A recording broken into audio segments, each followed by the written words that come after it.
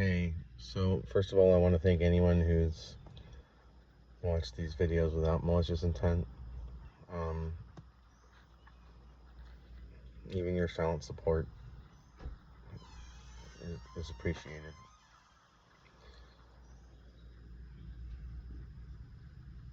I've of course been mulling all of this over in the ethics of how to correct it and what would be the most ethical way to do so.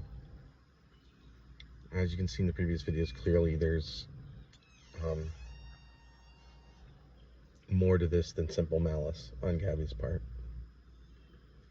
And I definitely, as you can see, empathize with that. And I loved her very much, and it is clear that she can't help this. However, I have worth as a person, and what was done to me was wrong, and continues to be wrong because it's still going on. If there was a way to solve this without putting Gabby on a stand and embarrassing her, because that's what's going to happen. She's going to get up there and she's going to lie through her teeth, and it's going to be very obvious, like, what's going on at that point. Like, the whole world will know what she is very clearly. There's no way she can survive a testimony under oath without perjuring herself. And it's going to be horribly traumatic for her.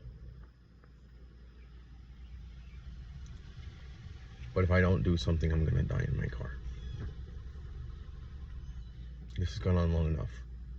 I've given so much leeway and opportunity for people to make things right. And because the people involved think they can get away with it, they've chosen not to do so. There are people in this world who only do the right thing if they can't get away with doing the wrong thing, if the wrong thing is advantageous to them. And a lot of the people involved are like this. No one is going to stand up for me unless I stand up for myself.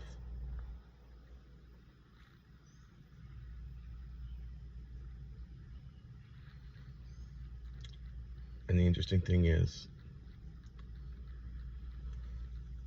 obviously,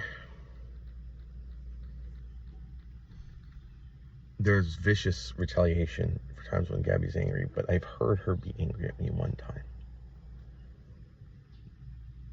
Well, there were two times. One was she was with a bunch of guys in a hotel room, and I was concerned about her safety because she was alone.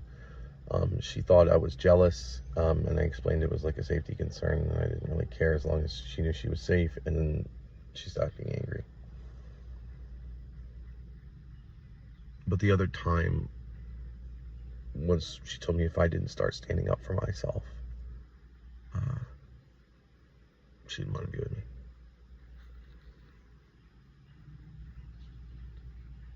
And I made a commitment to her that I would stand up for myself. I didn't think it would be against her. So, on some level, at least at one point, this is what she would have wanted. And so, I'm going to stand up for myself. And I have a couple different calls, a couple different lawyers scheduled today. So, this is the last video. It doesn't mean that I'm not still here. It doesn't mean that things aren't still happening. But the rest of this is going to be decided in a courtroom.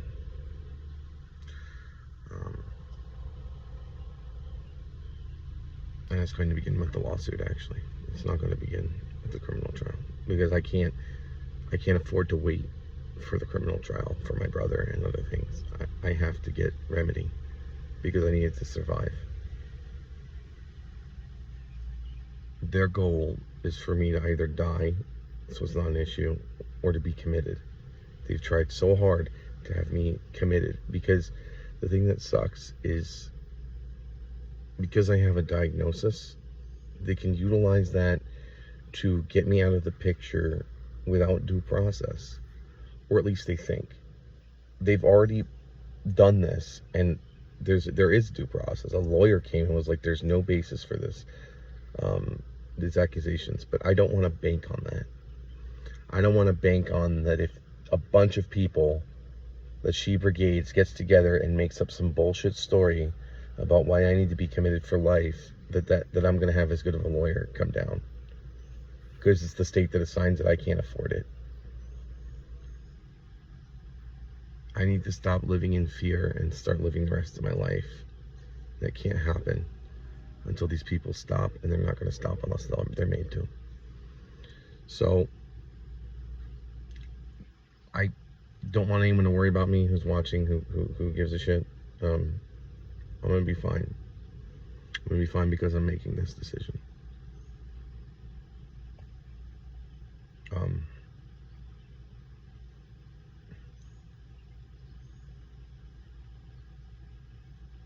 It is what it is.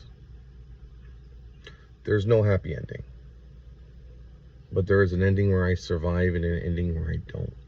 And I choose the ending where I survive.